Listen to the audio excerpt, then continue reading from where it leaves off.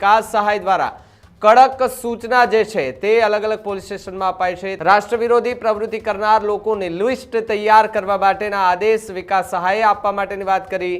તમામ લોકોનું વેરિફિકેશન કરવા માટેના આદેશ ડીજીપી વિકાસ સહાય દ્વારા આપવામાં આવ્યા છે।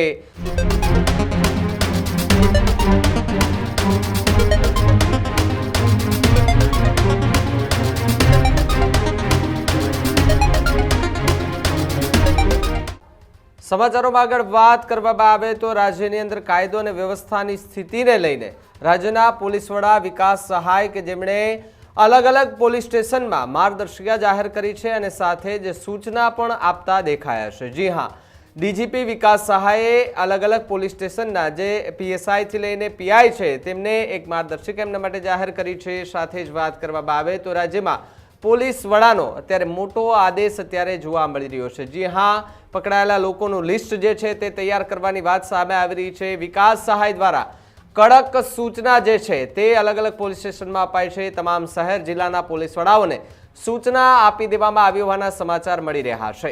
રાષ્ટ્ર વિરોધી પ્રવૃત્તિ કરનાર લોકોની લિસ્ટ તૈયાર કરવા માટેના આદેશ વિકાસ સહાયે આપવા માટેની વાત કરી। છેલ્લા 30 વર્ષમાં ગુજરાતના પકડાયેલા લોકોનું લિસ્ટ તૈયાર કરવા માટેના આદેશ આપી દેવાયા છે। અલગ અલગ પોલીસ સ્ટેશનમાં પકડાયેલા લોકોનું લિસ્ટ જે છે તે તૈયાર કરવાની વાત કરી છે। સાથે જ રાષ્ટ્ર વિરોધી પ્રવૃત્તિના ગુનામાં પકડાયેલા આરોપીઓનું ચેકિંગ કરવા માટેના આદેશ પણ આપી દેવામાં આવ્યા છે। તમામ લોકોનું વેરિફિકેશન કરવા માટેના આદેશ ડીજીપી વિકાસ સહાય દ્વારા આપવામાં આવ્યા છે।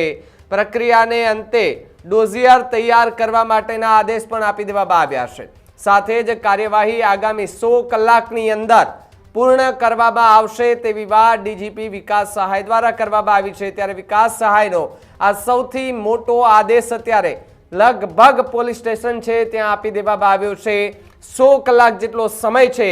આ 100 કલાક જેટલા સમયની અંદર જે પોલીસ સ્ટેશન અને આસપાસના વિસ્તારોમાં છેલ્લા 30 વર્ષથી જે ગુનામાં છે અને ગુનામાં નામ સંડોવાયેલા છે અથવા તો એવી પ્રવૃત્તિ સાથે જોડાયેલા વ્યક્તિઓ છે કે જેની ઉપર ગુના નોંધવામાં આવ્યા છે તેનું લિસ્ટ તૈયાર કરવા માટેની વાત કરી છે।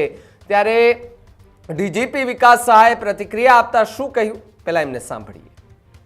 તારીખ 8 નવેમ્બરના રોજ ગુજરાતની એન્ટી ટેરરિસ્ટ સ્ક્વોડે 3 રાષ્ટ્ર વિરોધી તત્વોને અટક કર્યા હતા અને એના પાસેથી આર્મ્સ અને એમ્યુનિશન કબજે કર્યા હતા। બીજા દિવસે ફરીદાબાદમાં પણ રાષ્ટ્ર વિરોધી તત્વો વિરુદ્ધ કાયદેસરની કાર્યવાહી કરવામાં આવી અને એ જ દિવસે દિલ્હીમાં એક બોમ્બ બ્લાસ્ટ પણ થઈ હતી।